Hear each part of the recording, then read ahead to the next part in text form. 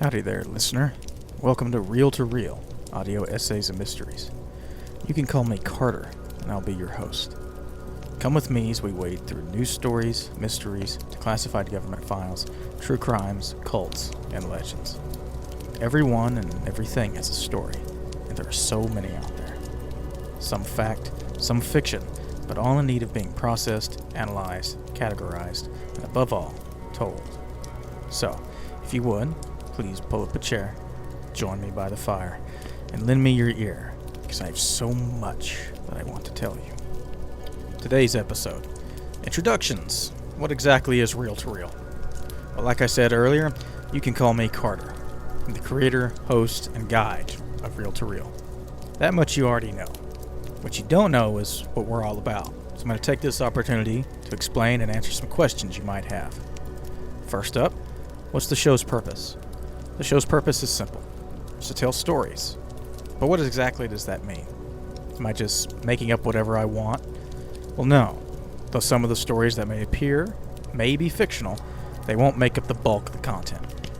Also, whenever something is purely fictional, as in dealing with a proven false legend, hoax, creepypasta, SCP, something like that, it will be noted up front. I will make no attempt to deceive anyone in the audience. That is not the purpose. For the most part, though, we will be dealing with factual information, or as close to it as we can get. What I mean by that is, in many of the stories we have, they won't have conclusive findings or endings. They will be open-ended, and there's no further information to go on.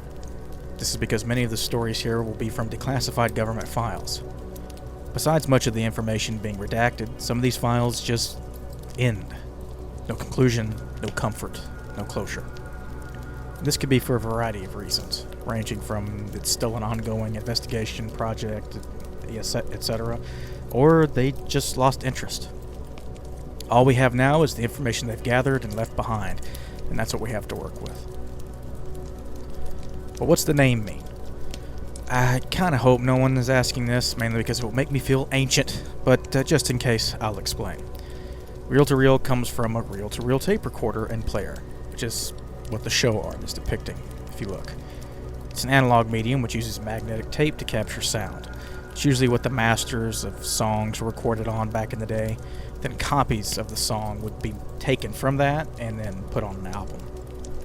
They still use that sometimes today, but usually it's all digital now. You also see these in some old cop shows or movies where they're recording interrogation audio or recording audio in like a stakeout van when someone's wearing a wire. And the second part of the title is pretty simple.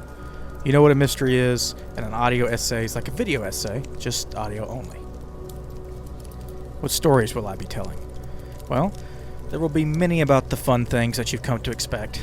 You know, the quote-unquote X-Files, government cover-ups, assassinations, UFOs, all that good stuff. But we won't exclusively cover those subjects. There will be true crime stories, like those dealing with infamous serial killers, such as John Wayne Gacy, Ted Bundy, and Jack the Ripper. Cult stories, such as the Branch Davidians in Waco, Jonestown, and the Mansons. Mysteries from across history that still perplex many today, like D.B. Cooper and the disappearance of Amelia Earhart, and so on.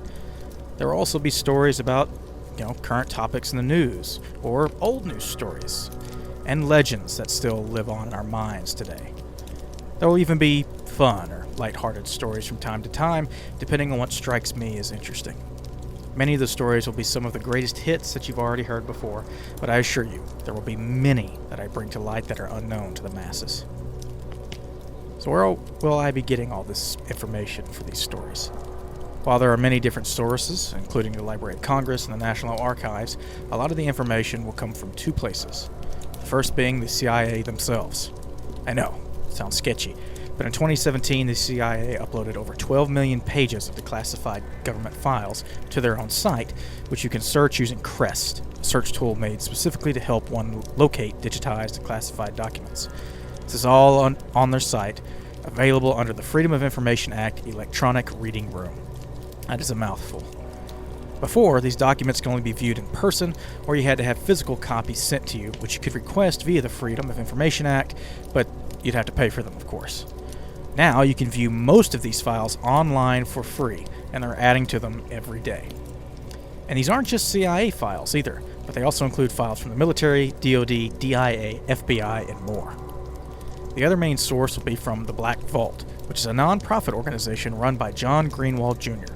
Mr. Greenwald has been hounding the government with Freedom of Information Act requests on a myriad of different things since 1996 and has been slowly uploading what they've given him page by page. As today, there's over 3 million pages of government documents ranging from all different subjects available on theblackvault.com.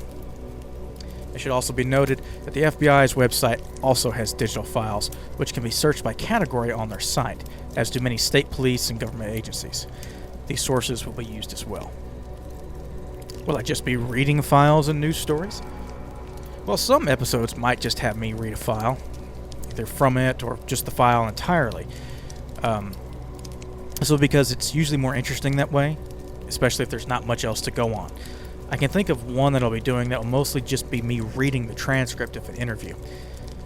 Others will be audio essays written by me that put together a narrative for one or multiple events. Some of these will be deep dives where we analyze the information we've obtained and do our best to put the pieces of the puzzle together. Some will involve speculation, which is always fun, but that too will be noted in the episode. That way we can separate hard fact from our own speculation. But then there will be other episodes that will be completely different entirely. Some of the episodes you might not expect at all, and I'll give you a glimpse into one that I'm writing, give you an idea of what's coming. I'm currently researching and writing an episode on the 1997 Jarrell, Texas tornado, as well as other tornadoes deemed inconceivable. That's very different than the usual alien, cryptid, or true crime fare that many are used to seeing in shows like this. You probably don't think of weather events or most natural disasters when thinking about shows like this, but we will be covering them here. As for fictional stories, they will be noted as fictional at the top of the episode. The only exceptions to this rule will be dealing with stories, like maybe certain hoaxes or legends or other things that we go into together and investigate. And then as we make our way through the episode, we come to the conclusion that it's all fake. As in, researching something that the FBI goes, let's say, this might be an alien. And then you read the whole file, and at the end they go, it's not an alien. Something simple like that. It's not the ending that's important, it's the journey along the way. But even then, I will make a point to be like, hey, this is fake at the end. This is either fake, this was a hoax, this was a falsehood, this wasn't real, this was a misunderstanding, so on and so forth. But, and this is about to come up, there will be some that are inconclusive. But again, at no point will I try to deceive you or make you think that something is true that I know to be false. Now, if we both get tricked, then just blame the government. Now, what about those ones that I said there's no clear answers on, or especially on ones that don't say whether something is real or not? What would that even look like or be? Well, a good example that I could think of would be the Stargate CIA files. Not can be confused with the movie or television franchise. The Stargate project was one of many projects that the government had dealing with paranormal abilities, particularly TRV, technical remote viewing. Remote viewing, otherwise known as ESP or clairvoyance, is the alleged ability to see and find out information one did not previously know using psychic powers. Reading minds, seeing inside locked safes, projecting themselves through space and time, etc. All that fun stuff, Well, that sounds like it would be pretty easy to disprove that, and the CIA would just been like, yeah, this is fake immediately.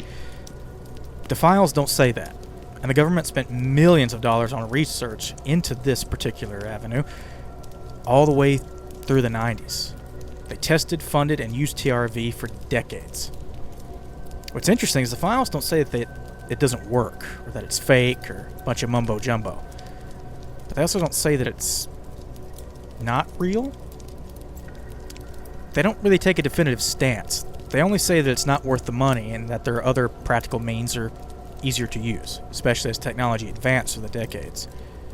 They never take a stance in denying its existence, just that it's easier in most cases to use a spy plane, satellite, or conventional espionage means. I'd go into more detail, but that would spoil future episodes. Should also be noted that there will be trigger and discretion warnings when deemed necessary, as some of the episodes will deal with extremely disturbing subject material. So, don't worry, you're not going to randomly walk into something about sexual assault or horrific graphic murders without knowing it up front. Why do fictional stories at all? It's a good question. And the answer is because some are fun to talk about. Some, like legends and folklore, are even more fun, to research, deep dive, and figure out where and why they started. Everything has a beginning and everything has a reason. You just have to figure it out. Plus, who doesn't like talking about Mothman? And finally, will there be a video component? While these will be uploaded to YouTube, as well as Spotify and other services, they will be audio only. That's why it's called Audio Essays and Mysteries, and not Video Essays. Look, I'd love to have a beautifully elaborate and crafted video for each episode, but that's just not possible for me currently.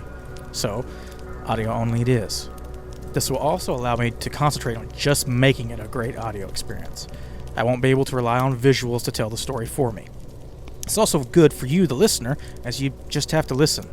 You won't be missing out on anything by just listening. If, for whatever reason, there is a significant need for a visual of some kind, say if there are pictures, diagrams, or something that I can't explain, or just too hard to put into words, then I will link them in the description for all to see. For the most part, I will do my best to describe everything I think you need in great detail. Well, I think that's pretty much it. It's about all I can think of to answer at the moment. As for what the first episode will be, I'm not sure yet, so I don't have anything to tease other than what's been mentioned earlier. It will be whatever I finish first. I should have it finished and uploaded sometime later this week. Yeah, later this week. Till then, stay safe, stay curious, and we'll see you next time on Reel to Reel.